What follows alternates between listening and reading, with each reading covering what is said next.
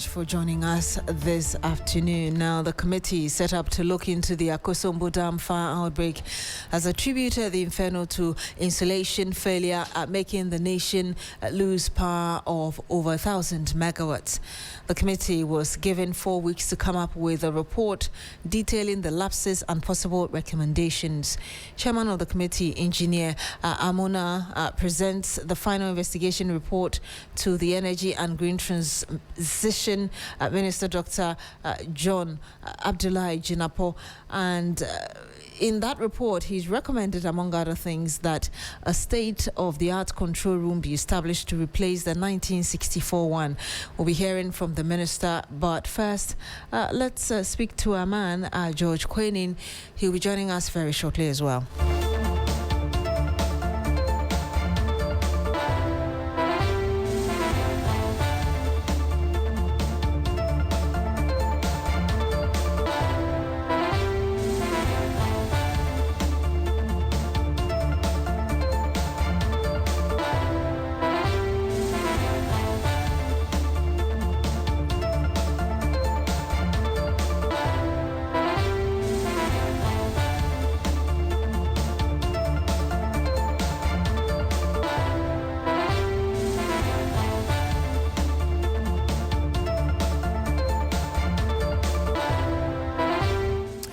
So here on the Midday News on 3FM 92.7, I did tell you that George Quenin is currently at the committee that is presenting its report on that fire, the Akosombo area.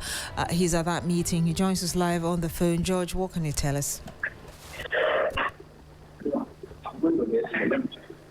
Hello, George Quenin. Can you hear me? Hello, George. All right. George, can you hear me? I can hear you. Yes, you're currently with the committee presenting the report on the Akosombo fire. What can you tell us? So we have 2 more time. So we are just done. So the committee was set up following the inferno. So the inferno happened on May 23. So they were given 4 weeks to look into this very incident. And so they were tasked to look into the lapses and possible recommendations. So they are done. They actually finished 2 days before the 4 weeks.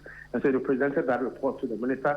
And the information was a bit scanty. Hopefully you get the full report. But I'll just give you a highlight of what they said.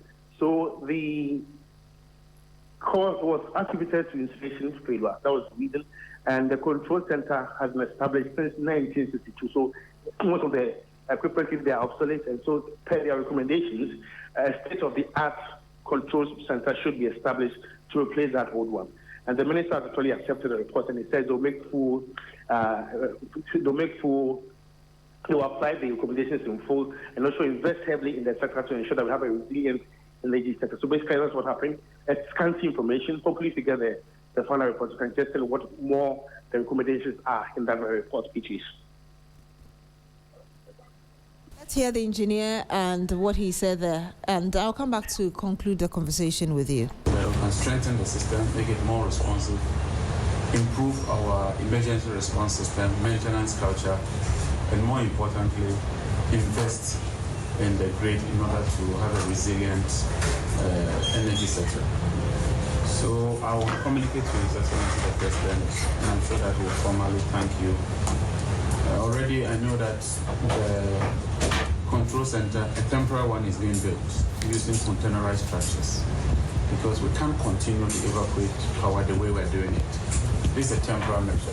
Beyond the containerized one, we've given us an indication that we need to build a state-of-the-art, ultra-modern control room that is fit for purpose. I mean, to continue to use that building since 1964, a lot has changed, and we need to also change to adapt to emerging situations.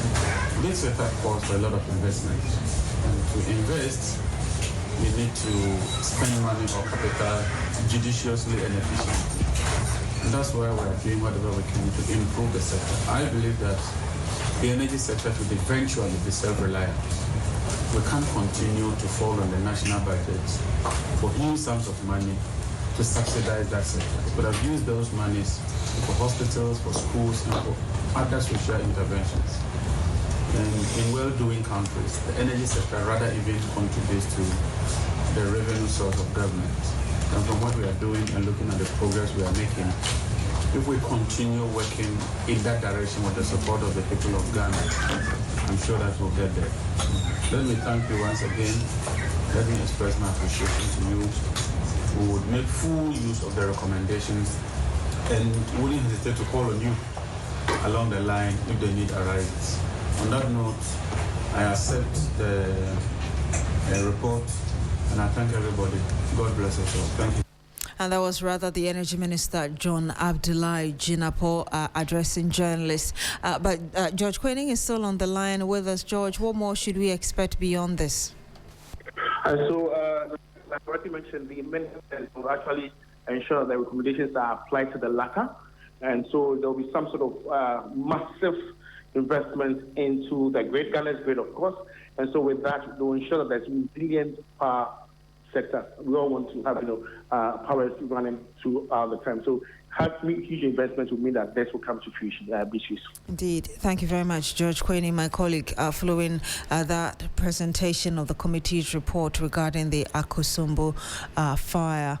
And 6 suspects have been arrested in connection with the cultivation of cannabis at Insuta in the Accra district of the Eastern region. The Drug Law Enforcement Unit of the Criminal Investigations Department is currently at the site destroying the approximately 4-acre cannabis farm as investigations continue.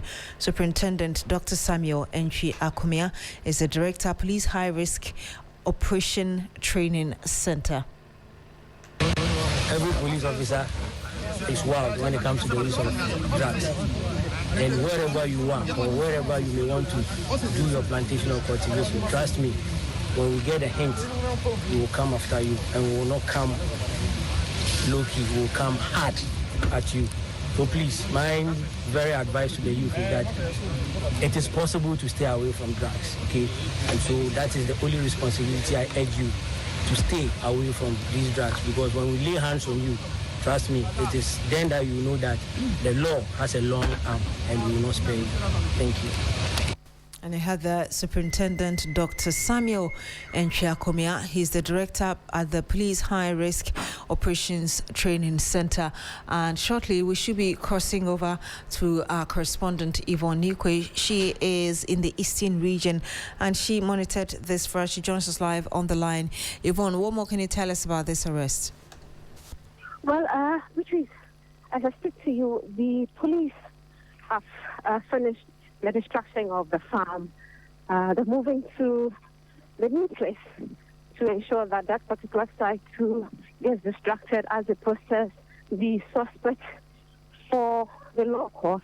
But what is more intriguing is how these suspects were able to pull utilities, having electricity to the farms to be used probably at the cost of the state as they engage in this unlawful farming of the cannabis. The police said it is not going to allow such activities to go on. Even if they have arrested them, they are going to ensure that any other farmlands in that vicinity or in the region get distracted as well. And Yvonne, how is the community reacting to this, or is the information yet to spread to them? Well, this is a typical farm area. The houses are like hamlets in the bushes. You see one, you move 200 meters before, you see another house or residence as well.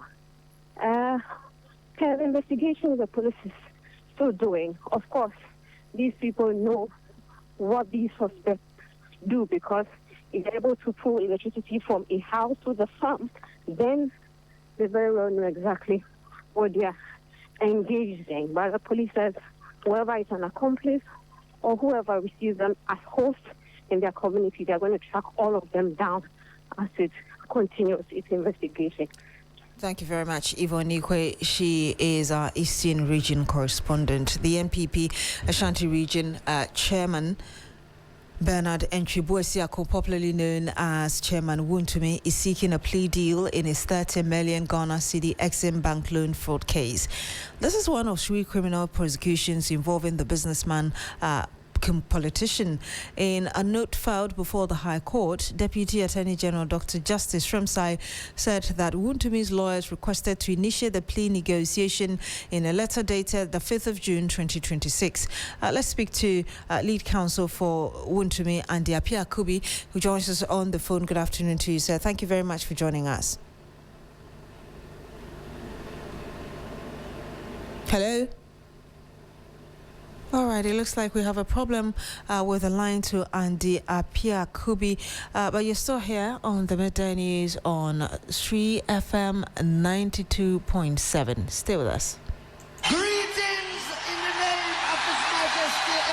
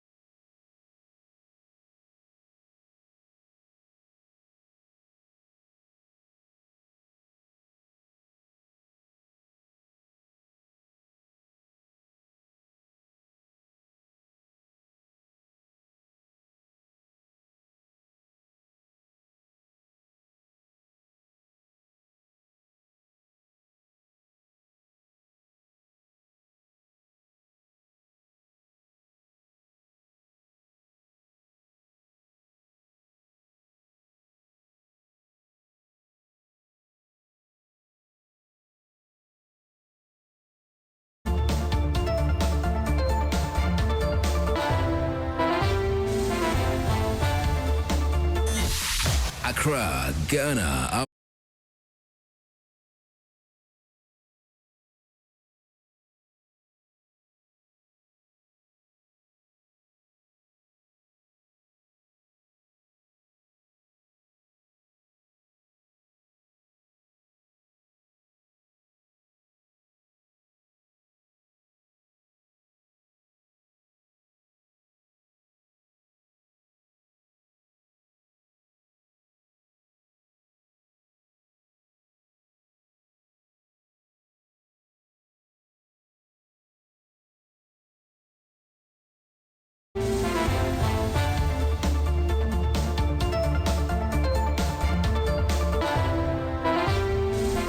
And you're still here on the Midday News on 3 FM 92.7. Thank you for staying.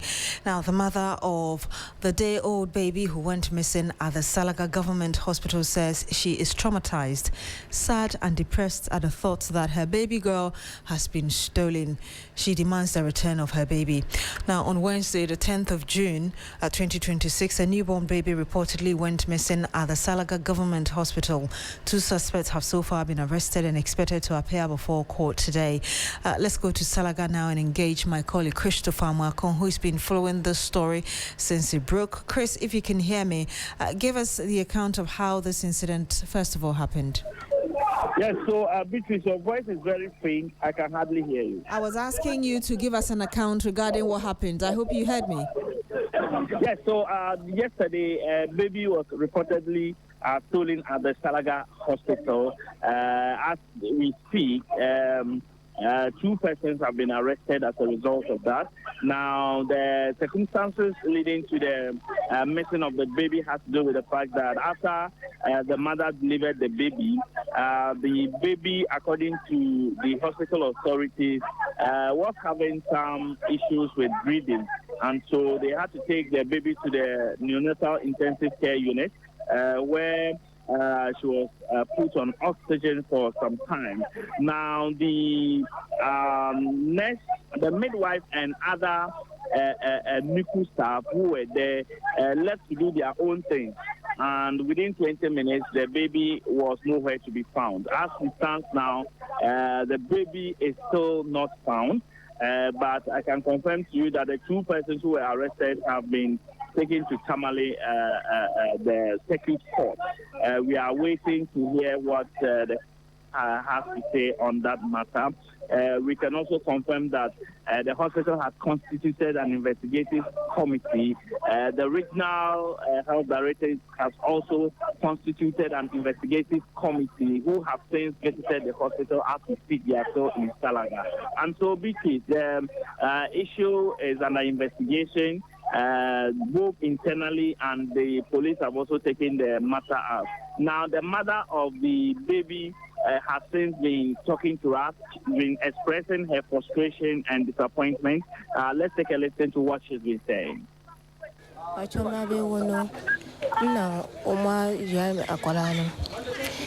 me, my memo, or fan or Acolano. No, or one penny say or more fair Corano. No, almost say Acorano, no fano. Me could not quarter Adrono or more fag Acorano. Temicuno quata Adrono, or more fair Corano.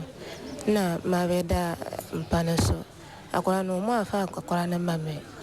Temicuno, me, mammy, no more hona Corano. Na, ma sorry, I will be so much Acolano way. No, Monsieur Acolano, baby, almost fair Colano. Make a fan of Acolano new.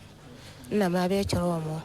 Omocofe na Corano new. But what walk Colano, you want more Colano? But your man, or your bar, Nabema. Why your bar? Or your bar? It is a sea, no, I won't want Colano. Wapomodimo to say one Casano, saying a semno, a sea fire. Asano, the Asino say, Acolano. Oma fa akola na mame ke ena hame. All right, so basically what this woman is saying is that after delivering, yes, she actually saw the baby is a female, but later when she inquired to have a feel of the baby, she was told that the baby was nowhere to be found. And as it stands now, more than 24 hours, the baby is still not found. And so she's worried, she's traumatized, even though she's in a stable condition. Obviously, a traumatized woman there, listening to her voice. But Christopher Mwako, tell us the state in which you found her. I mean, we've heard her voice, but describe to us how she looked and her demeanor, even as you approached her to speak to her eventually. Hello, Christopher.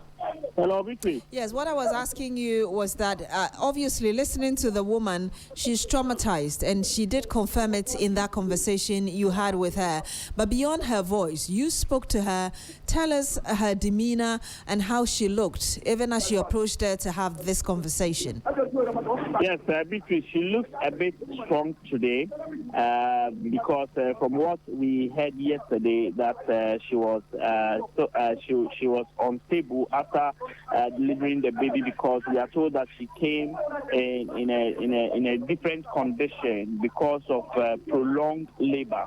But as it stands now, she's okay. Mentally, she has been counseled by the hospital management, and the doctor even told me that probably upon the advice of the regional health director, they may discharge her to go home. But you look at her, this is her first delivery, and she's very, very sad about the whole issue. What are hospital officials saying as well? Yes, so Beatrice, they are giving the assurances that they are going to cooperate with police to ensure that investigation goes on smoothly. They have also begun their internal investigation. This is the first time that such an incident has befallen the hospital. They've taken a cue from that, and they are going to ensure that they up their game when it comes to security. They've also been assuring the public to still have trust in the hospital. Let's take a listen to what the hospital administrator has been saying. Yeah, this was an incident that was brought to our attention, myself and the medical superintendent, whilst we were on our way to Salaga. So quickly we informed the staff to make a formal report to the police. Because this is something strange to us. As a hospital, we have never experienced this situation. So we had to report to the police for the police to take it up. What Salaga Hospital is known for, in fact, is taking care of abandoned babies that have been abandoned and brought to this institution. So it was something that was very traumatizing and worrying to the hospital management. And then the management felt that they should involve the police. So this incident was also reported to the Regional Director of Health Services. And as we talk, the Regional Director has constituted a team who are on their way to Salaga to also come and assess the situation and get the facts and circumstances surrounding the whole incident. We have engaged the family. Yesterday, the atmosphere was so tense. But as time went on, when things were calm, we engaged the relatives, and then we expressed our disappointment at the whole issue, and we took them through counseling. The woman too has also been taken through counseling, and she's attending to treatment well. She's doing well. This morning, she was reviewed, and she's even walking around.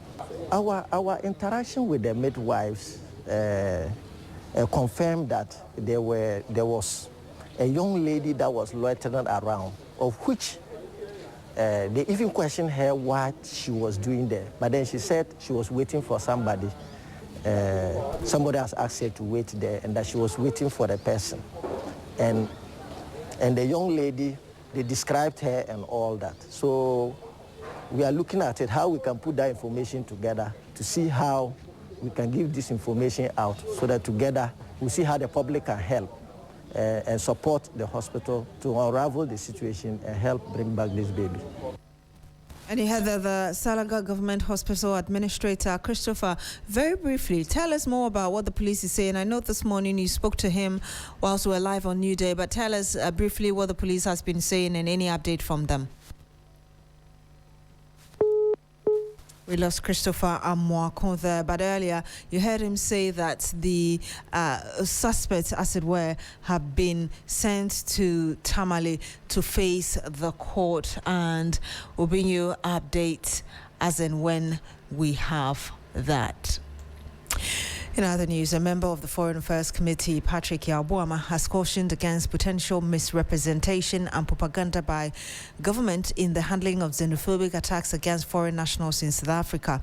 He says the sensitive nature of the issue requires a measured and factual approach that reflects principles of diplomacy, adding that the foreign minister must urgently appear before Parliament to address pressing concerns. Patrick Boama says discrepancies in accounts by local and South African officials expressing worry about the investment challenges may mishap, and any mishap could create. We know that there are over 25 to 30,000 Ghanaian nationals in South Africa. It will be very good for the foreign minister to come and brief the House, because we don't want any propaganda, misrepresentation, or any form of unconventional diplomatic means to be adopted. Ghana and South Africa have enjoyed enormous diplomatic relationship. Look at the investment South Africans have in Ghana. MTN, Estadio Bank, a lot of investment that the mining companies, Goldfields and other companies, and what they've brought into this country in terms of jobs, in terms of revenue. So our push is for the foreign minister to come and brief the House, so that we can also, as a House and as a Parliament, assist in ensuring that diplomatic relationship between South Africa is not ruined, so that any issue that the government or the foreign minister has with some of the issues that he thinks must be addressed, the House can also be apprised of it, so that we will address it.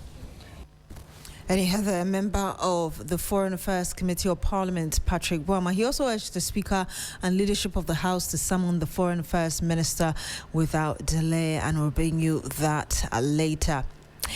Now, the Sataso Bridge linking Mampong and Edra in the Ashanti region has caved in for the second time in a row while still under construction. This has left thousands of passengers, drivers and traders trapped on both sides of the road, with dozens of trucks loaded with foodstuff immobilized. These trucks are mostly moving from the farming communities of Edra into Kumasi and Accra. Already flagged by commuters as a death trap, the bridge links Kumasi, Mampong, Edra to Atebu route route and serves as a critical national road. Though the contractor MJB Construction is presently on site with repair works, the road caved in again this morning following heavy rains. And my colleague Ibrahim Abubakar has an update on this for us. He joins us live on the phone. Ibrahim, what can you tell us? So, Beatrice, I'm still at the scene, and as I speak to you, scores of motorists and commuters are still stranded here. Some got here as early as 1 a.m. and they are still here. And currently, judging by the situation here, it will be difficult for any vehicle to be able to use this route today. And many travelers are now being forced to look for alternatives. But that also comes at, I would say, maybe significant inconvenience because one has to travel for hours. For instance, if you are moving from Mampon to Edra or to Achebubu or Yeji, you have to go back to Kumasi, use Ofinso to Techimai. Then you will link to Edra, which will take you like 4 or 5 hours, whilst you could have moved from here to the area in less than an hour. And others are also being asked to use the Kofiase route. But then the challenge is that that road is also quite unmotorable, especially for big vehicles. So the smaller ones are able to maneuver their way and access it. So currently the situation is very, very serious. Others are confused. They do not know whether they will have to sleep here. Others, like I said, have even returned to Kumasi, hoping that by tomorrow or the following days, something will be done for the road to be motorable for them to be able to pass. But currently, what they are saying is calling on the government to ensure that as a matter of urgency, they try and fix the situation so that any form of inconvenience will be. All right. Thank you very much, Ibrahim Abubakar. We'll have to end it here and I'll come to you later for the latest on it. Now, the much anticipated FIFA World Cup begins today, and for football fans across the world, the excitement has already started. Over the next few weeks, the biggest names in world football, the loudest fans and the strongest national teams will all be chasing one dream: to be crowned world champions. For Ghana, the focus will be on the Black Stars and how far they can go in the tournament. The expectations are high. The conversations have already started, and every Ghana game will come with its own pressure, passion and drama. Media General will be right at the center of the action. Across our television, radio and digital platforms, we will bring audiences coverage of 34 matches, including all Ghana games. There will be match previews, live updates, experts' analyses, fan reactions, highlights, and all the major talking points from the tournament. So whether you're watching, listening or following online, stay with Media General for your World Cup experience. The FIFA World Cup begins today and the football conversation starts right here and will be starting from 4:30 p.m. today at Media General, TV3, 3FM, Onuan TV and Onuan FM. And of course, across our affiliate platforms. That's it for the midday news here on 3FM 92.7. My name is Beatrice Adu. Thank you very much for joining us this afternoon. Log on to srinews.com for more news. Coming up shortly is Business Daily.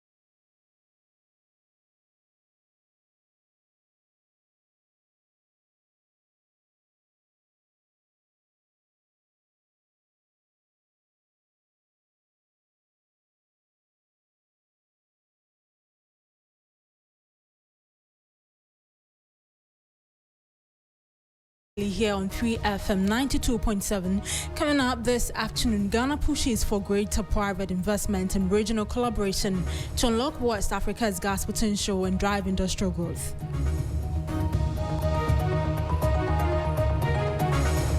And Ghana's economy surges 6.4% in first quarter of 2026, driven by mining and services. Plus, Ghana's economy surges 6.4% in first quarter of 2026, driven by mining and services. We will bring you details of our headlines and other stories to you shortly. Do stay with us.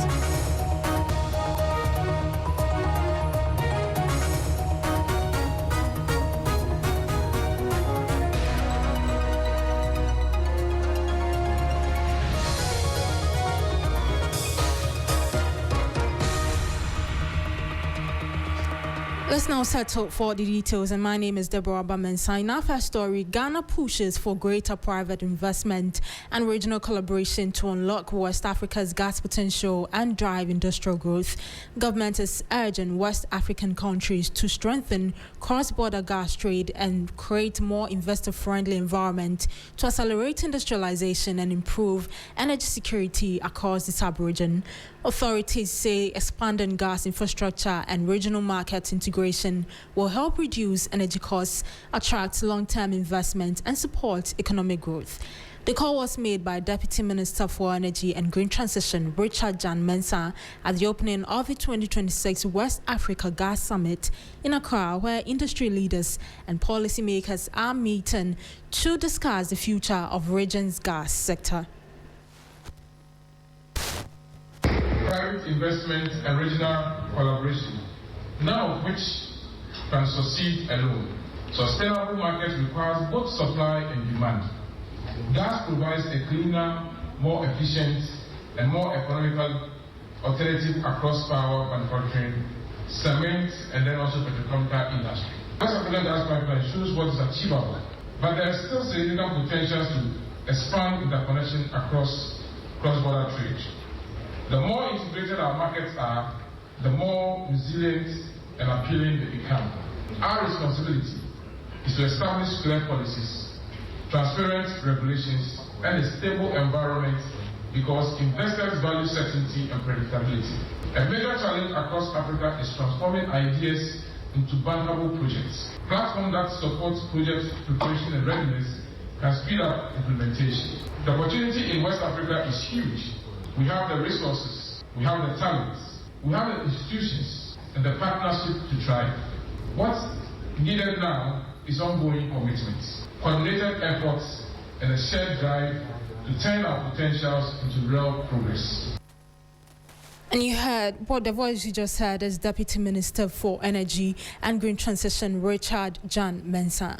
Away from that, Tullow Oil announced on June 10, 2026 that its Ghanaian drilling campaign is progressing robustly, positioning the company to hit the higher end of its annual production guidance range of 34,000 to 42,000 barrels of oil equivalent per day, backed by an exceptional facility uptime of over 99.00% across the Jubilee and 10 FPSO platform. From January to May, the third of 6 scheduled Jubilee wells is expected to come on stream this week. Furthermore, the Minister of Energy has approved the Greater Jubilee Plan of further development, greenlighting the drilling of up to 20 additional wells to secure the country's long-term production base.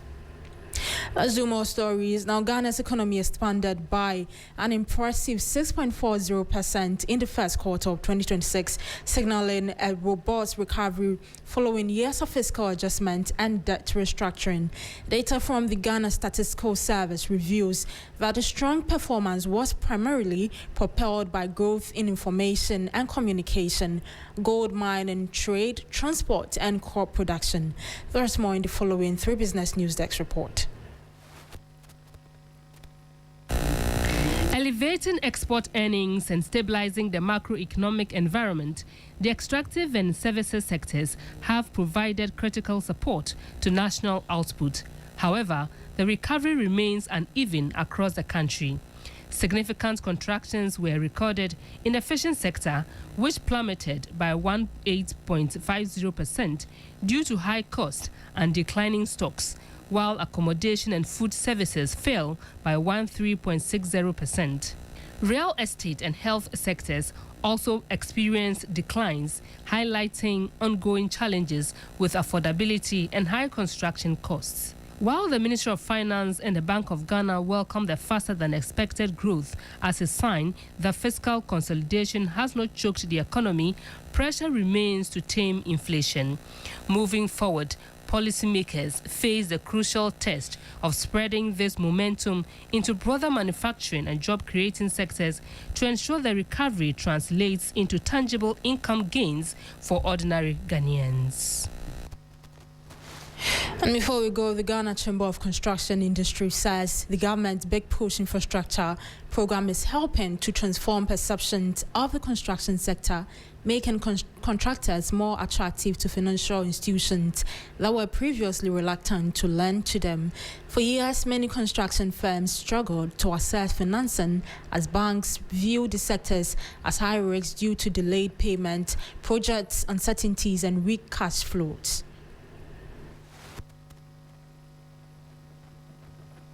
The Ghana Chamber of Construction Industry says perceptions of the sector are beginning to improve following the government's Big Push agenda, which aims to accelerate infrastructure development across the country. According to the Chamber, the scale of projects earmarked under the program, coupled with clearer implementation frameworks, is boosting lenders' confidence in the construction sector.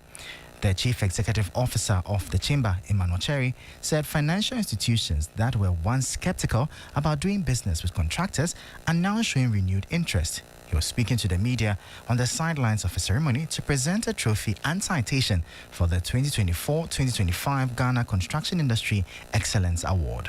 The industry has been shortchanged in terms of indebtedness from government to contractors, which has brought us in a very bad light. But with the introductions or emergence of the Big Push, a lot of changes has happened in the industry as we speak today. We were used to be a scarecrow to some of the financial institutions as well as insurance companies and the suppliers and manufacturing sector. But today we are proud to see that in reverse, they are now chasing us. Generally, the Big Push has been a game changer for the construction industry. The Chamber also commended the government for settling part of its debt owed to contractors, but called for a clear commitment towards paying the outstanding balance. As for the legacy debt as we speak now, so far government has tried by making approximately almost 12 billion payments made so far out of the 44+ billion that has been inherited from the previous administration. So we may applaud them, but as you and I know, 12 out of 44 is just a drop. So there is a chunk amount of money which is still in the books that's supposed to have been cleared. So government has promised that it will be taking it one after the other. So we are hoping. And that was a report in Ghana Chamber of Construction Industry revealing Big Push is boosting contractors' access to finance. That'll be all for Business Daily on 3FM 92.7. For more business stories, please check out our website 3news.com. I am Deborah Abamensa. Enjoy the rest of your day.